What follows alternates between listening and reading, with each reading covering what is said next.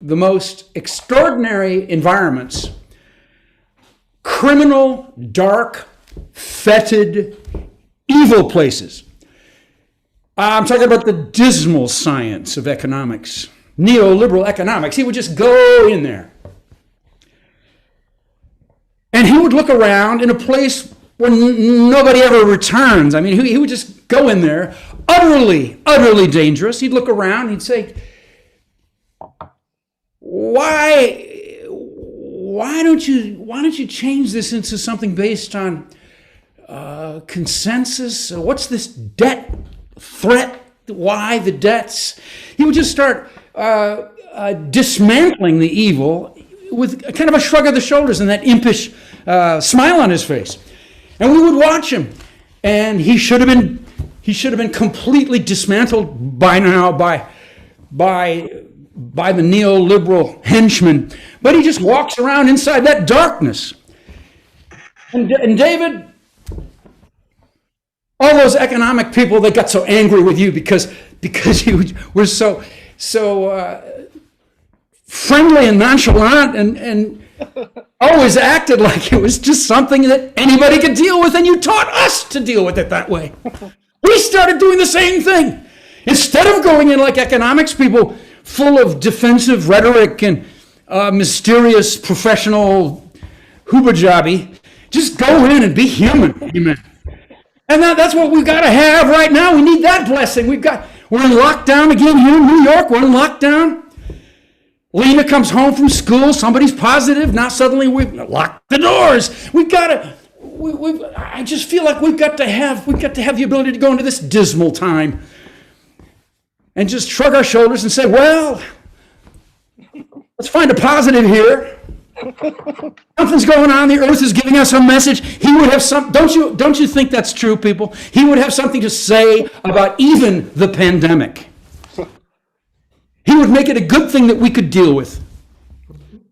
That's a blessing I want right now for all of us here at this birthday party. Happy birthday, David.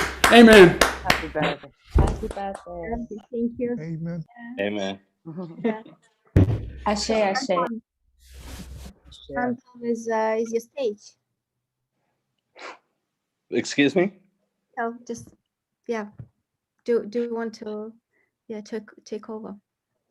For a second? Well, when can I talk about meeting him? Yeah, that's so good. Okay. Well, I know some people like Hollywood, and she's like a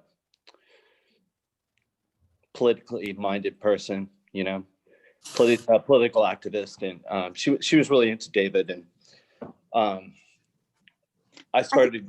I think she's here, Hollywood. You mean like a blogger? The girl. Yeah, like I made it in a text with her. I think she's here. She was in our wedding. Is she introduced to David? Oh, cool. Hi, Holly. Anyways, and I started reading more about David, and eventually, I was playing a concert. I started following him, and I was playing a concert in London at Victoria Park, a really big festival. And so I knew that he was teaching at the college, and I asked him, hey, David, would you like to go to this concert? I don't really invite guests like other people, but if you'd like, you can come backstage and just hang out and we'll talk and stuff. And so he came, and that was really cool. And we talked about a bunch of things. And then it was funny. We were talking about cultural anthropology and silly stuff. And I just said, I mentioned these ancient ruins in Turkey, like the oldest ones that they found. I can't pronounce it. What is it? Gobli Teki or whatever it is. And I was like, it's really interesting because they've always thought that society turned to farming first, and then that built the cities and everybody coming together, and religion and all this other stuff came out of that when we stopped being, complex religions. But it turns out that they got all the hunters and gatherers together to do these temples, and then agriculture came out of that because it predates agriculture. And these are like stone temples that were there before anything else. So he didn't know anything about it. But now, I mean, in the last, whatever, 8 years, everybody knows. But basically, you know, I'm really happy to be here to honor David. And he's such a unique person. Yeah, I can tell how I met you. David told to my son, Benjamin, that he knows Anton Yukam, and he showed us a movie. And I didn't know the band, but my son was like totally stunned. He was like, oh my God, no, I can't believe it. Do you really know this person? So David just grew up in his eyes like tremendously, because it's turned out, yeah, you were a celebrity. And then we went to Berlin to your studio, and you make us very healthy cocktail with juices. something like, yeah, and stuff like that. It was very, very sweet and holy. Yeah, I've been working tonight. Yeah. What I really liked about David was he's one of those people with a life that you're kind of like, I can't believe I'm getting away with this. Like he's smart in the way Chomsky's smart. It's like he knows exactly what he's talking about. So you can't really, you couldn't really mess with him with, you know, semantical arguments that don't make sense. You know, like people that, his work, you know what I'm saying? Like it ultimately it led to a kind of freedom for him and for other people, I think, but especially for him, which is it was very, play for him, serious play. well, because it's mad genius. It's it's what I imagine God to be like, you know, this kind of playful, when you know something and you know, then you're so comfortable in that knowledge in a way. Like he didn't have a lot of hostility towards people. Like even how frustrating that can be when it's a lonely place sometimes, when you know that, when you have that kind of information, you can articulate it, you know. And just the stupid arguments that people make to justify their existence. our society, the threads that hold everything together, I guess, you know. I just thought it was really fascinating talking to him, and also just to see that control, you know, and the humorous light touch to it.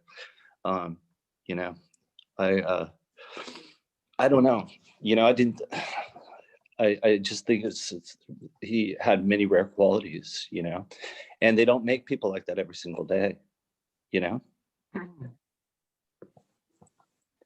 And several friends of mine were like, they just can't imagine all this craziness in the world without having that kind of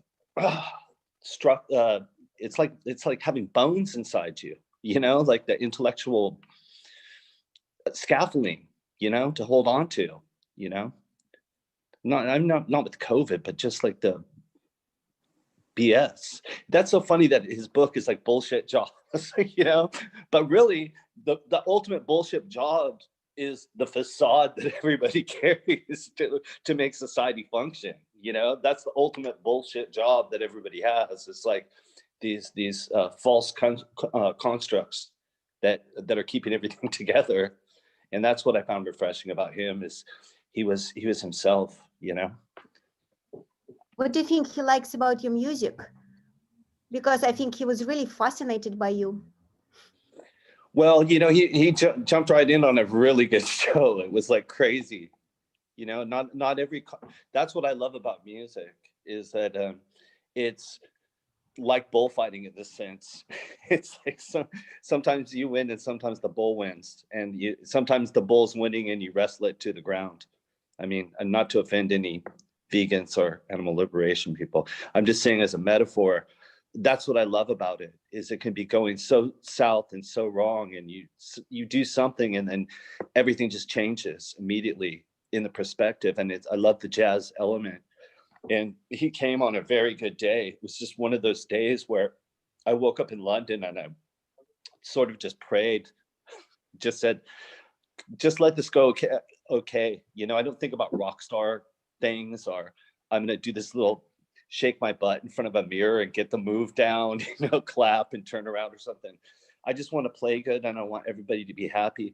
And it was so strange because we were playing and then the heavens opened up with this rain, but everybody in England has at festivals has their little plastic and stuff and umbrellas. So, and I was just like, oh, and then I didn't notice it stopped and we were playing behind this, it was sort of a dome on this big stage. And I didn't know, but there was a double rainbow the whole time. So it was a really magical day. And the best part of it for me was, you know, I invited him back to the bus and we just hung out and talked and we developed a friendship. And then he introduced me to other people like that and all like different people, you know. What's his name? Heathcote from, have you ever met him? Keith Hart, yeah, Keith Hart. He's not here. He's feeling bad after the first injection, but yeah, he was very, very close. And I think do you want to say something? Because I also want to. I saw here Kati Diogat and David Reef, people who was who actually like was doing this carnival for David for Overcome. And I just want them to say hi because it's a, if I'm done. You're supposed to play music. I am supposed to play music. How would I do that? Or I don't know. I've got a recording now. You can do that. Okay. I see. I'm a bit shy. Okay, so maybe we should then we should do the concert later and just talk to the people more. I don't know what should we do. Yeah, Do we have Neil play? Yes. All right. Okay.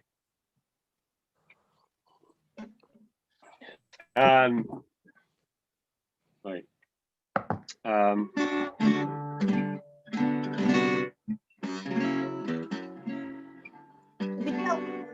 you introduce yourself, Neil. I will. I'm just sort of making sure the strings are all there. Yeah, maybe. I'm Neil. I privileged got David. David was our neighbor, and he came to my bookstall, my partner Magdalene's bookstall, and so we just became very, very good friends. And he used to have a flat that was almost overlooked what they call the canopy in Portobello, and he got to know us. And sometimes we'd be the last night, and we'd be the last stall packing up under this big tent. And he'd say, "You hungry?" And then he'd call up, and they deliver Chinese food, and he'd bring over his best crockery, and we'd take out a table, and we'd sit around a table with a half dismantled stall, and share food. That's David. You know, it was so spontaneous, and he was a regular visitor. He'd bring his takeaway food and have a look, and he'd look for treasures on the stall. And you get to know aspects of people through books. And as I said, I've always felt that that Sherlock Holmes featured very heavily with David, the joy of discovery and finding his own way of discovering stuff. So yes, yeah, it's well, we're COVID now, but we'd expect when David was in town for him to be walked through maybe a couple of times in a day, and and he'd give a few. Always had a few bullshit jobs on the stall. Anyway, so David was a good, lovely friend and neighbor. He said he adopted myself and Magdalene, who's very shy on the camera, to be his adopted parents in the neighborhood. So it was just a great honor.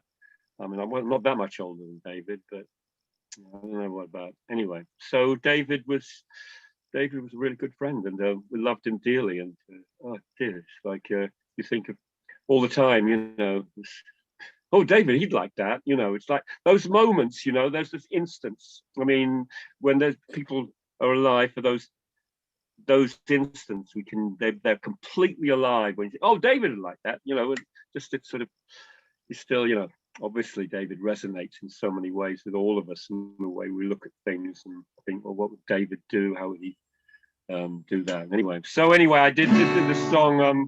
I just I dedicate this song, which is a song for heroes, which is you know, it was, I've said this before about this song. I did it before, and that David, he never wanted to be out front taking all the credit. He'd want to be in the group, all these other people. Yeah, well, I did this, but I wrote that word of 99, and then somebody else wrote %, whatever it was. So anyway, this is a song for heroes.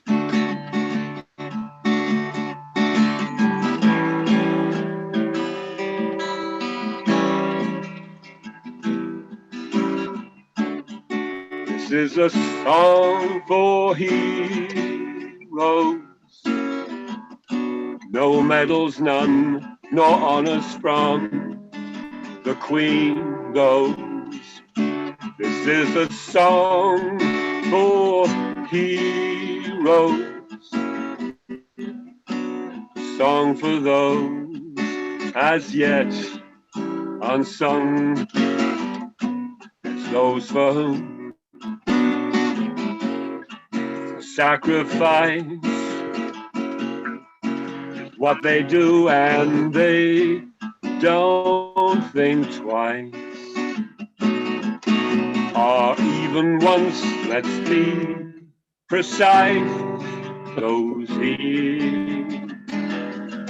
heroes. So one more time for heroes. For those who do what won't get done.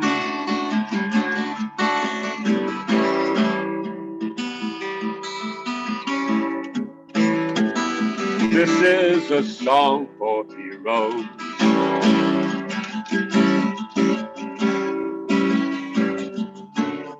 This is a song for heroes. For those who do what no one else does. This is a song for heroes. For those who do what can't be done. Those for whom selfless fight. It's what they do, and they don't think twice, or even once. Let's be precise. Those heroes.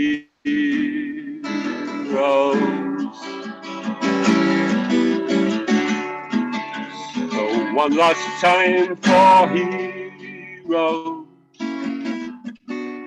Song for one no more unsung.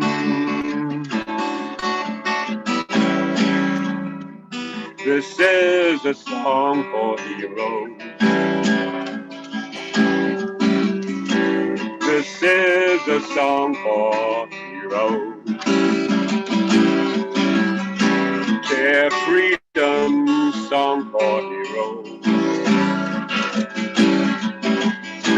Care freedom song. Care freedom song. Care freedom song. Care freedom. Yeah, there we go. Care freedom song. Care freedom is sort of, well, David, care freedom.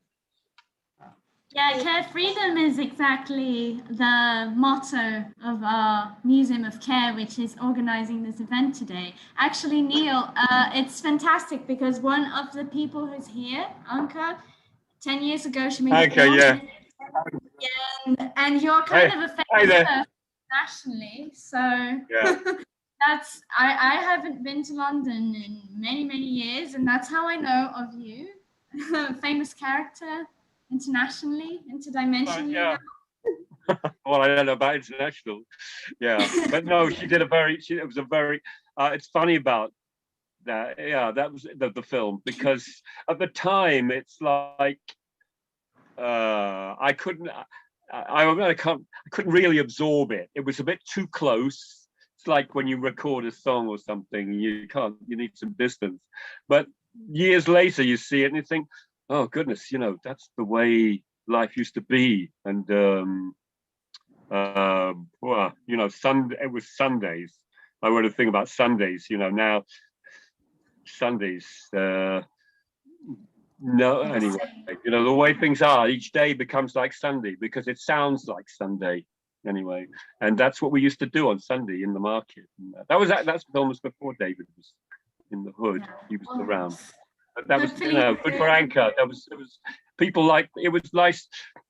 I gave the film around and people, it was nice to remind people of the old days, very old days, So yes, hopefully we will go back to meeting every Sunday very soon. So now we have absolutely.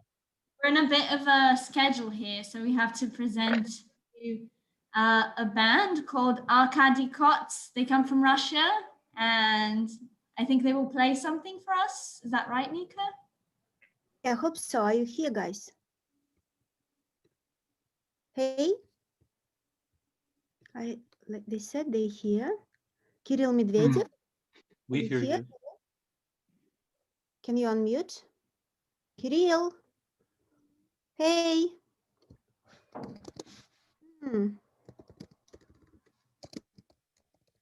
Okay, I don't know. They're saying they're here, but I don't hear them. If somebody see Kirill Medvedev. No. Okay. Sorry about that. I got so jealous of his books, his beautiful bookshelf that I put on my virtual bookshelf background. Is that David's bookshelf up there? Yeah, yours. All right. I have one that's a gun wall too. Just in case I'm talking to some nutty people in America. I think Kirill's joining now, Nika. Yeah, he's just joining now.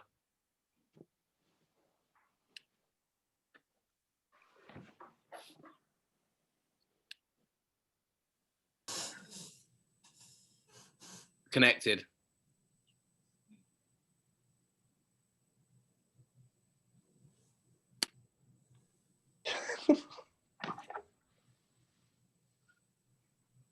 Nika, you're on mute. Okay. Yeah, I just wanted to introduce them, but maybe they can do it themselves. Kirill, are you here? Yes, you can hear us? Yes. Hi, friends. We are Arkady Kots band, and we would like to present our song about partisan Lucia Pavlichenko. Can you hear us? Yes. Yes, and I think you know this song. We translated into Russian, and you can sing with us. Kirill, let me tell you quickly. It's a Woody Guthrie song, and I just want to say that David's mom knew Woody Guthrie. They were not really friends, but they were like really know each other. So Woody gave a drawing to, like a present, his drawing to David's mom, because David's mom also a performer and singer. So that's Woody Guthrie. Yeah, and it's translate it into Russian. Oh, that's great. Excuse me. Can you guys hear me? Hello? Just a second. We're facing several problems, including our name. Could you guys hear me? Could you guys hear me?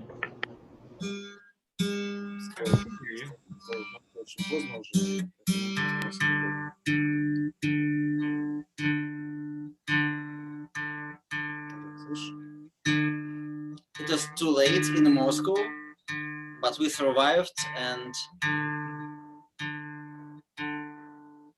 we'll start just in few seconds.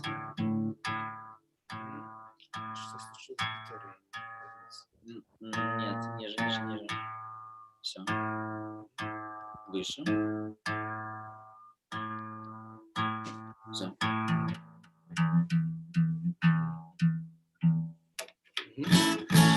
Sorry.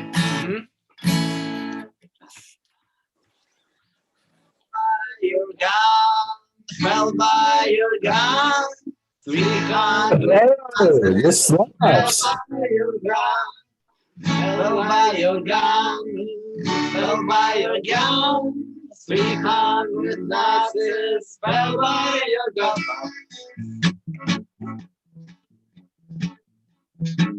Дорогая, шлю тебе привет. Глазки острые твои, знает целый свет. Знает каждый третий о винтовке твоей. От винтовки твоей 300 нацистов полегли среди полей. От винтовки твоей 300 нацистов, жизнь стала веселей. Он не смелый, полю идет. Вот другой охотник, тогда уже ждет. Павличенко, нацистов целый взвод. Мелким глазом на прицел винтовки берет. От винтовки твоей 300 нацистов полегли среди полей. От винтовки твоей 300 нацистов, жизнь стала веселей. И промозглый дождь, метки на твоих высоты, чем ты сольешь. Все земные страны избавит от вранья, а нахрен коммунизм и винтовка твоя. От винтовки твоей 300 нацистов полегли среди полей. От винтовки твоей 300 нацистов, жизнь стала веселей. Если ты домофон или националист, ультраправославный или ультрасталинист, это значит, ты не дружишь со своей головой. И мисс Павлюченко придет за тобой. От винтовки твоей 300 нацистов полегли среди полей. От винтовки твоей 300 нацистов, жизнь стала веселей. Fell by your gun, 300 Nazis fell by your gun, fell by your gun, oh, fell by your gun, 300 Nazis fell by your gun.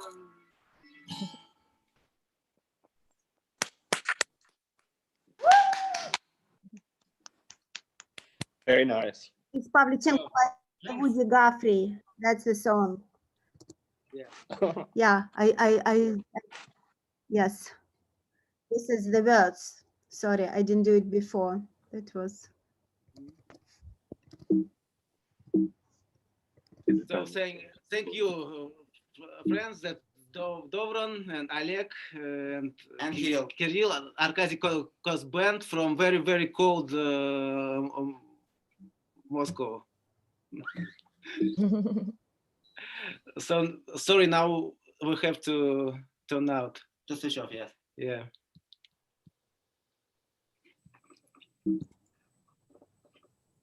Mhm.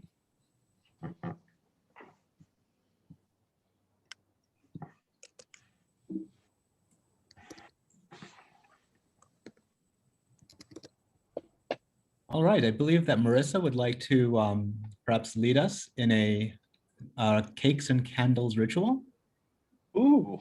At least I want some cake. Hi. Yeah. Well, we have some. Whoa, we have some cake here that we can light. I don't know. I hear other people also have cake. Get your So- cake. Do we have a song that's called "Get Your Cake"? No, I think we'll sing "Happy Birthday." Oh, okay. And then transition from there. How do I? There you go. Woo.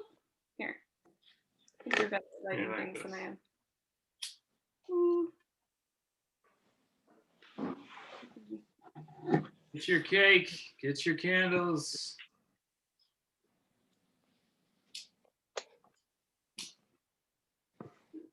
Candle. We got a candle. Yes, the one in the window in the kitchen. Put this on. Okay. I'll get the lights out. Most of them. Yeah. Oh, look at that. Look. Oh, nice. Gabby's got one. We've got like a serious cake. Oh, whoa. Look I just at got Claire's cupcakes. cake. Whoa. Cool. And then Anka has a cake. The other people with candles is sweet. Whoa, Mika's cake. I want to see that cake. How can we make it? Ooh. In the bathroom. Look at that cake. I like the stars. Mika, say something. We want to see your cake. Everyone who has cake, say something so we can all In see. the Cake. Cake. Candle. Cake. Candle. I got a candle. And Okay. chocolate cake. So I don't know how it's going to work with so many people, but if we could unmute and try to sing "Happy Birthday," be interesting. Is that right? Yes.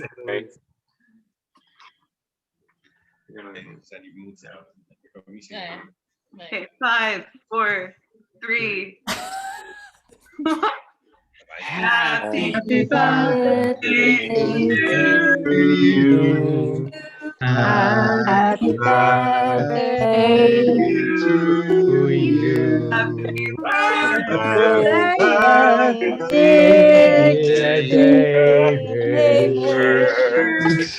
Happy birthday to you.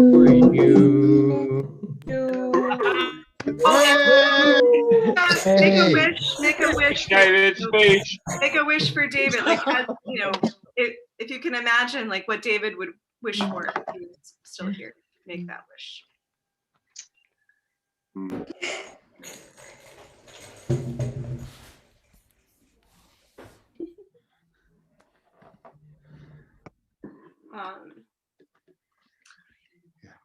Yum, yum, yum, yum, yum, yum, yum, Oh, yum, okay. yum. Wait, we can't eat them? Yeah, I guess have cake. Come on. Eat the cake.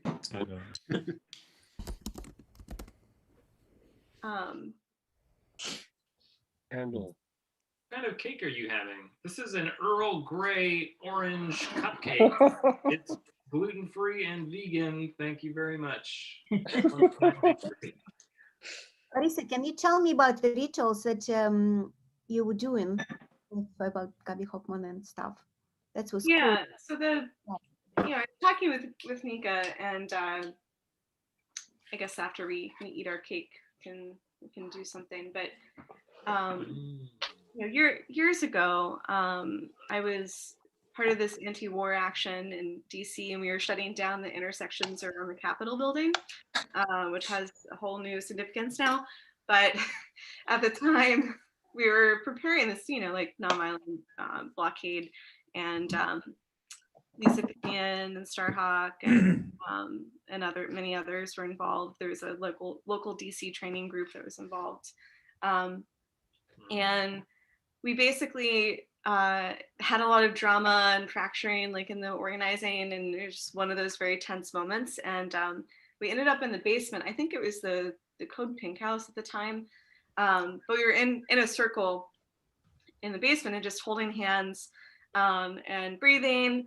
And then Lisa and Starhawk led us, and Juniper led us in this ritual of just making present the ancestors. So I thought that would be appropriate for, for this space to sort of call on David as an ancestor, make him present.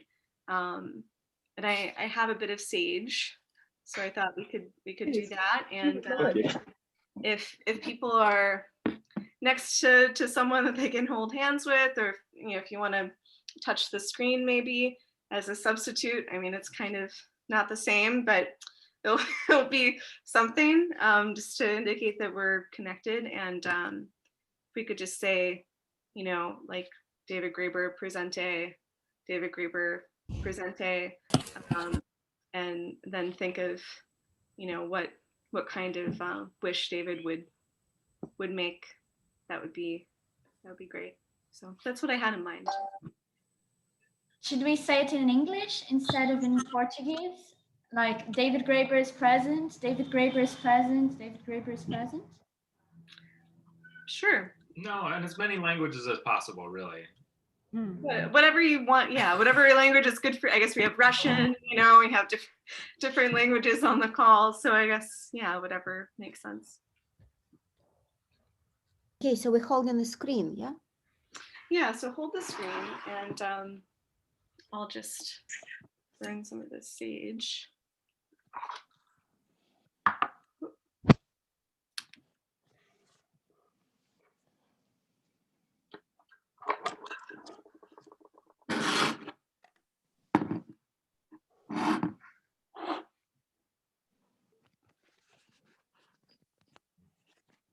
Should we say it out loud, or should we say it? I'm sorry I need instructions. Okay, so just hold my hands up and say, David Graeber presente or present or whatever makes sense for you. David Graeber. Presente. David Graeber.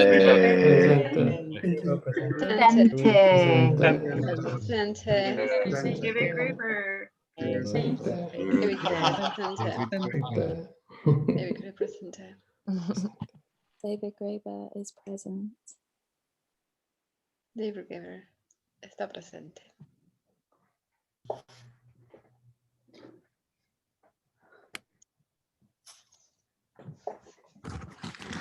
Okay, that's all. I just want to ask also Nu, who's here.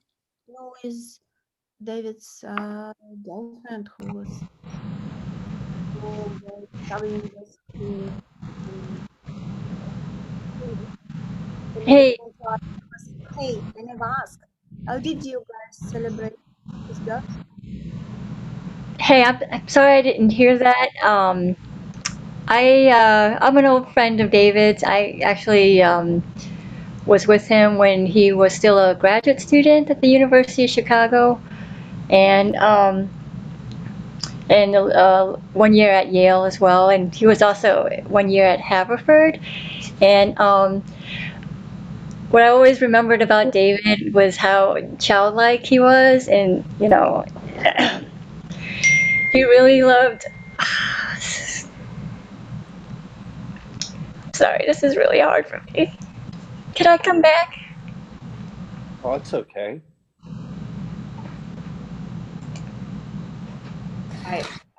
I know David from Yale as well, and one of my one memory that keeps coming up for me right now is thinking about there was a program where you could take a faculty mentor out for lunch to a cafeteria, and myself and another student we would always go with David, and we'd say, okay, who's the faculty mentor? And he'd be like, that's me. And then the two of us would say like, and who's who needs mentorship? And we'd like, that's us. And it was just really nice. It was nice. Yale was not a very nice place. So it was little nice moments of maybe in some ways I'm kind of honoring David as a teacher and a mentor as well.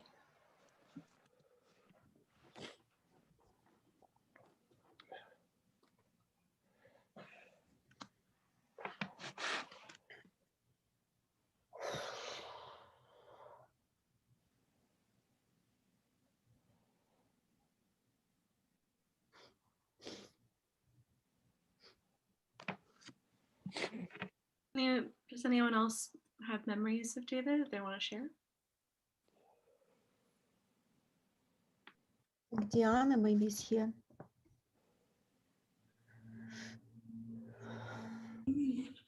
I'll say a couple of things. I'm first of all, really happy to be here and to see people. And that was a very evocative and lovely celebration, Marissa, that invocation. And it actually made me really feel sort of the presence and how much I miss David really every day. I'm, struck by, it's first of all, it's just lovely. It's sort of funny, David, as people who spend time with him know, was of course obviously incredibly brilliant, and he brought so much insight to everything. And I was saying today also on Twitter, that I especially miss him right now when we're headed into a really dangerous moment for the Kurdish people, which is, I'm sure most of you know, is something that David worked on a great deal over the last several years. And I just keep thinking about how hard it is not to be able to pick up the phone or get on, iMessage and get his advice and talk and strategize and plan and, and conspire together and all of those things. But, it also, as other people have noted, that there's just that personal side, the beauty and softness and kindness of David. And as I see people here, it's so nice, for example, to see Neil. I remember one day when I was in London and telling David how nice it was to, be there. And he said, but you haven't met Neil yet. You have to come to Portobello Road, you can't.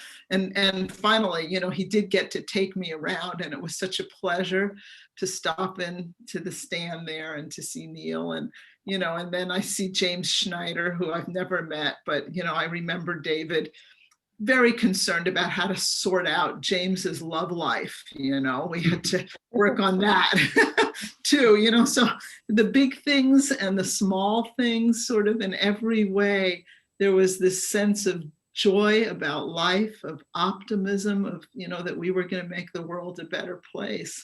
And, all I can think of is to just keep carrying that sort of beauty with me as we go forward. So thank you for doing this. It's lovely to see you. I can't stay too much longer, but it's been a real pleasure. Yeah, maybe we should ask James Schneider now, because James indirectly introduced me and David while living in New York at the same time. And James, yeah. Thank you, Nika, for organising this, and everybody for for their involvement and their love of David. And Debbie, fortunately, it all worked out.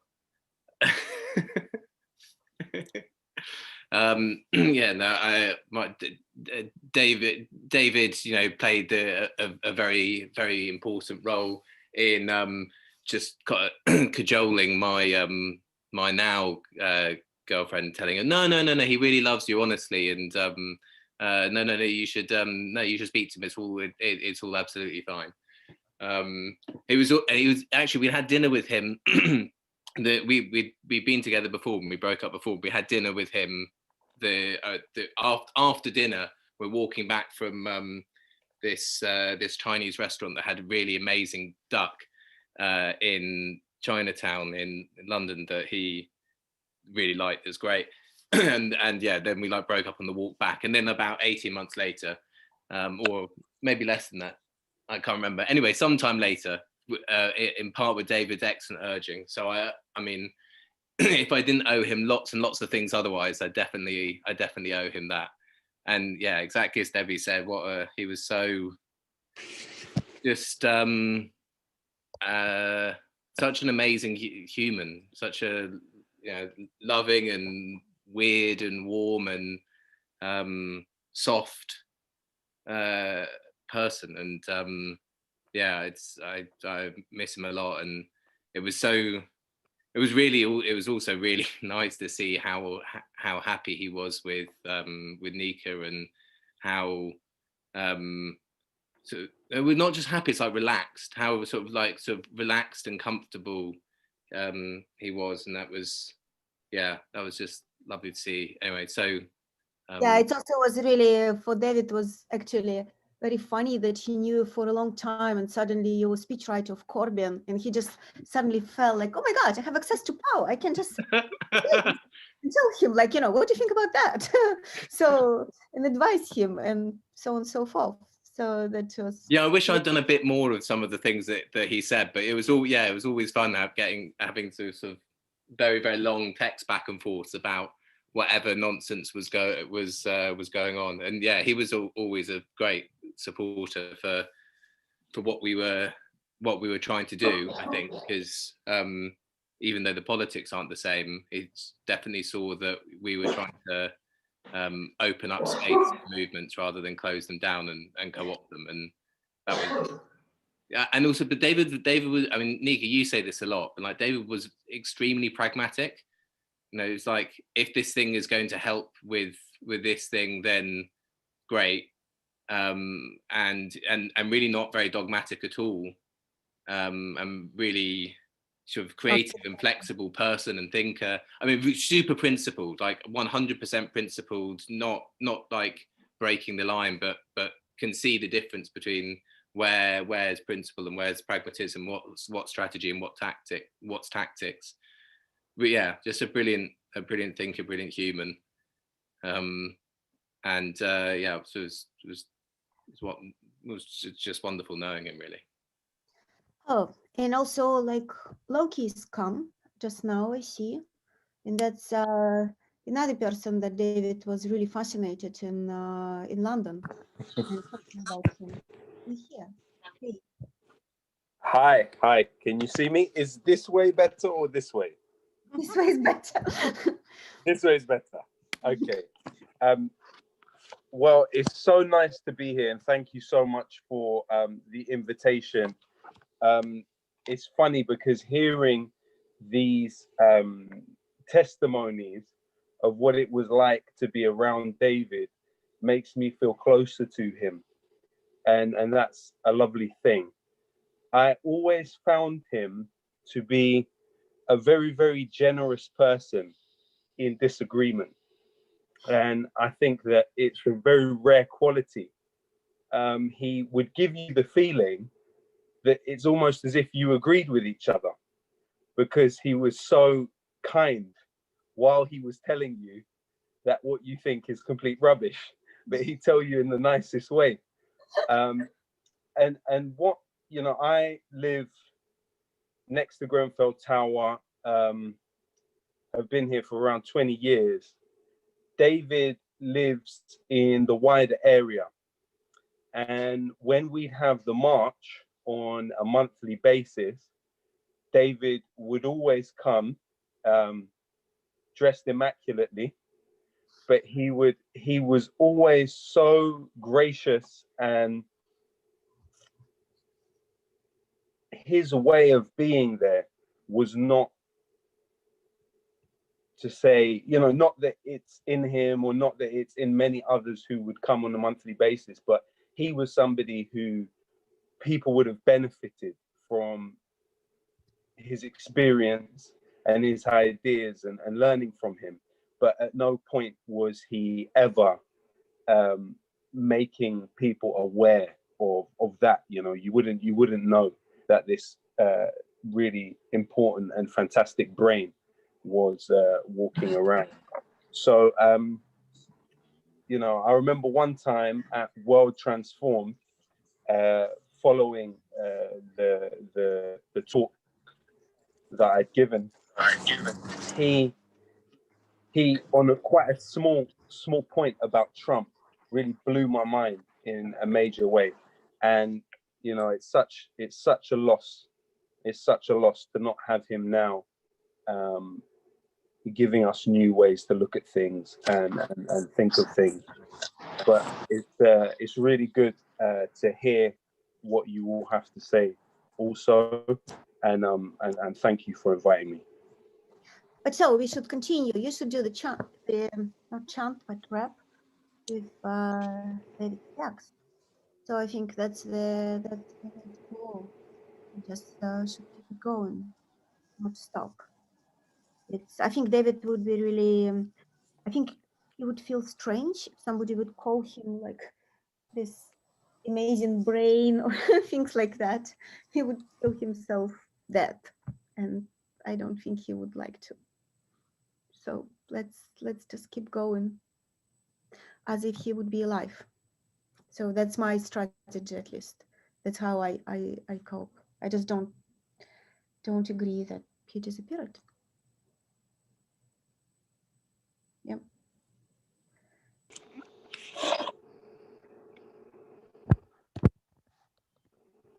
I see New is back, and also Starhawk joined in the corner. I'm not sure. I know Starhawk was like driving somewhere, and so maybe there's like a window to check in with her.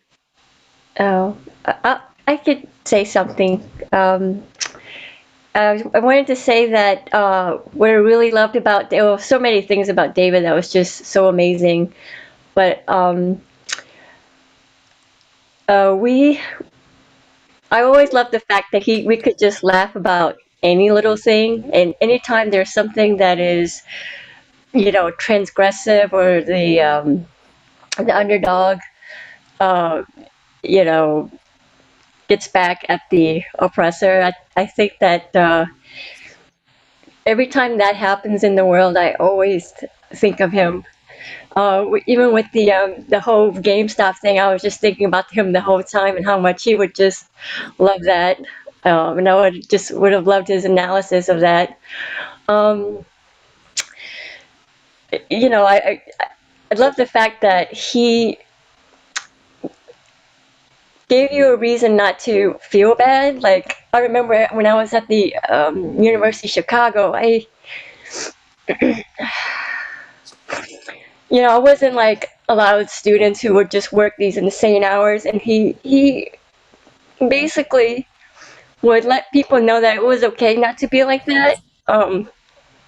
You know, that people were, you know, creative in spurts, and it just, you know, just getting there and being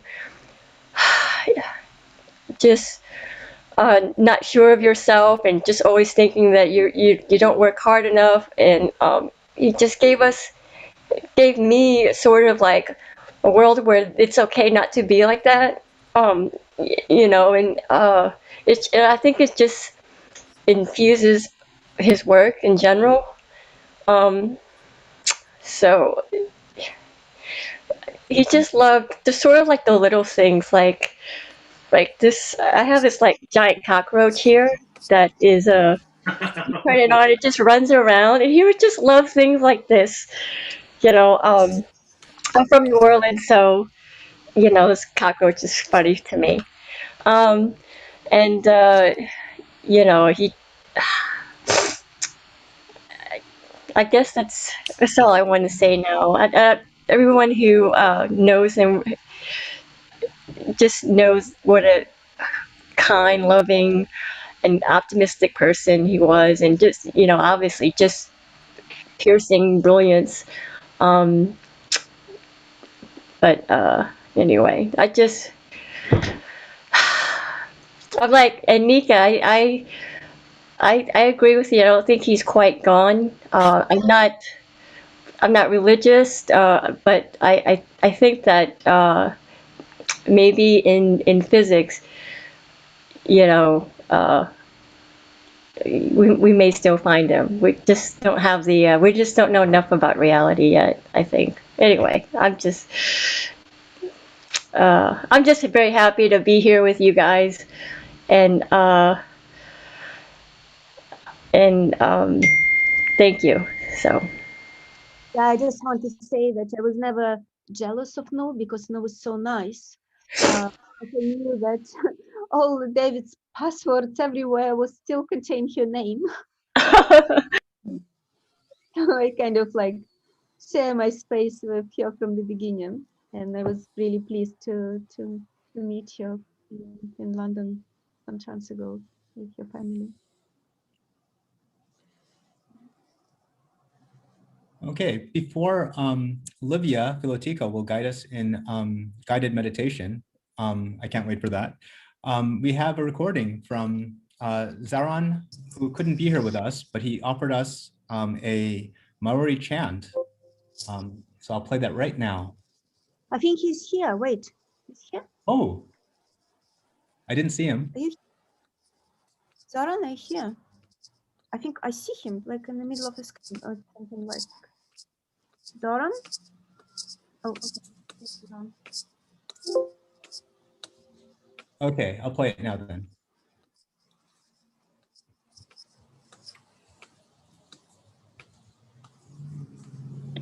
Tātangi te titi, tātangi te kātangi o ki au tihe Maori ora. Ka hiko au e tā rawha nui ki ngā whaki runga nui karauia. Ki pu haurangi e tū maira. E mihi ana ki a koutou. E te hoaranga tira a nika. E te iwi, mo tū kaha, mo tū aroha ki te whawhai tunu ake. Tēnā koutou, tēnā koutou. Tēnā koutou katoa. Ko te mihi, e ngā matu, no ngā hau, e te whā, mihi ana, a hau, ki te tūpuna, tini mate, e mātua, a David Graeber, ko rangatira koe, are urito, e mau mahara ana a hau, I tōu kōrero, a piti hono, tātai hono, te honga mate ki te honga mate. A piti hono, tātai hono, te honga ora ki te honga ora. Nō reira, he iti, he paunamu, mā ku te tau parapara o Ngāti Tūwhare toa, e tukua ki a koutou. Ko Ngāto Roirangi, te tūpuna mātua. Kau ki matanuku, kau ki matarangi, kau ki tēnei whenua maue kai te manawa o tauhou. Nō reira, huri noa kia tātou, tēnā koutou, tēnā tātou katoa.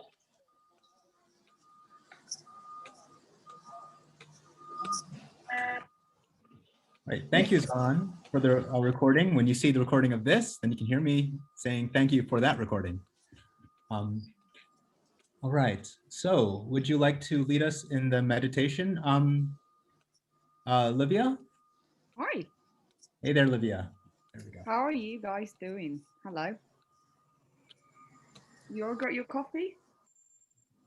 It's not a fundamental part of the whole thing, so if you don't have coffee, nothing else is going to happen. Gabby just said that was very beautiful. That was fantastic. Thank you.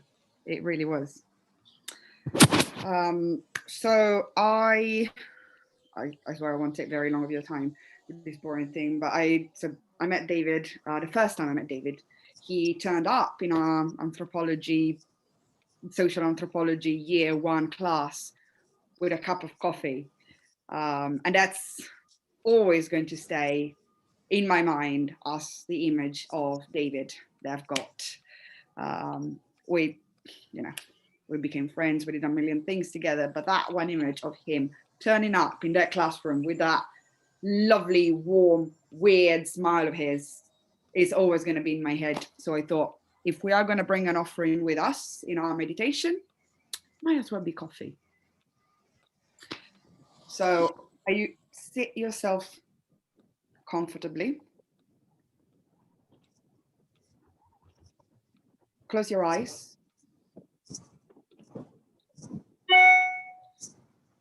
and imagine a white circle of light on the floor around you.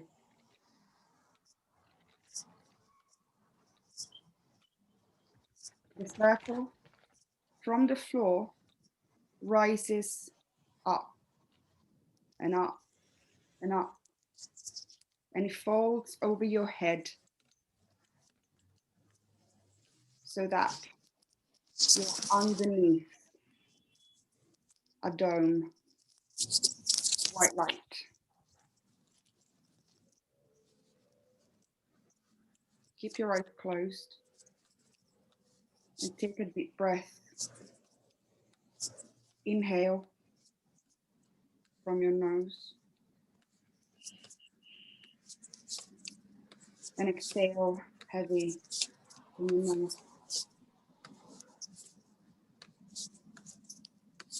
Keep breathing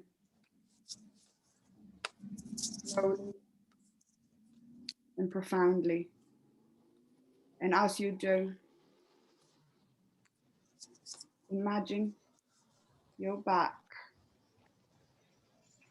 connecting to the ground underneath your feet. Imagine a white string of light connecting you to the earth. And with every breath, you sink deeper and deeper and deeper and deeper and deeper into the earth.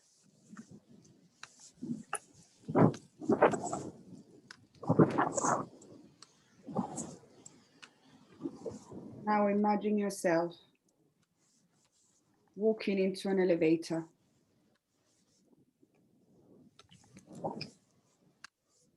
And the elevator starts going down 7 floors.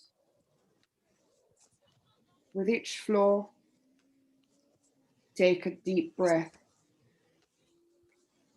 1 floor, 2 floors, 3 floors, 4, 5, 6, and 7. The doors of the elevator open. You come out. It's night. The first thing you notice is a full moon. You're in a garden. Imagine the garden. What kind of plants can you see? What kind of flowers? Is there a stream of water? Can you hear any noises? Have a look around. Make yourself a home. Explore the garden for a minute.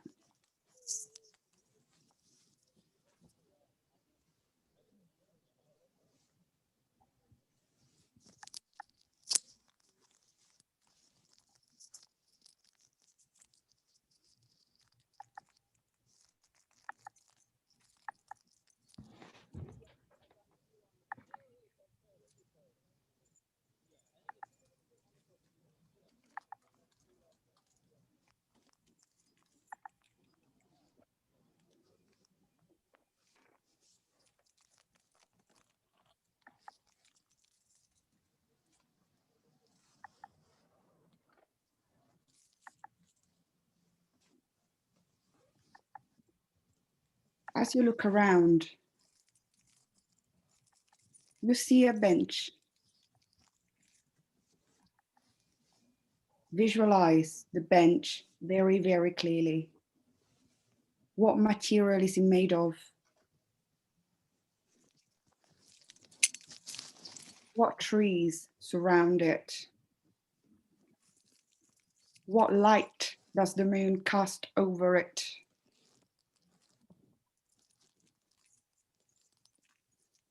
What can you see behind it? You start walking towards the bench. Coming from Jackie Rosen, Democrat from Nevada. Question for the. You sit down. You look around. And suddenly from behind a tree, wearing a top hat, holding a cup of coffee, wearing a checked waistcoat, comes David. His right hand is holding a coffee, his left hand in his pocket. Oh, hello, he says.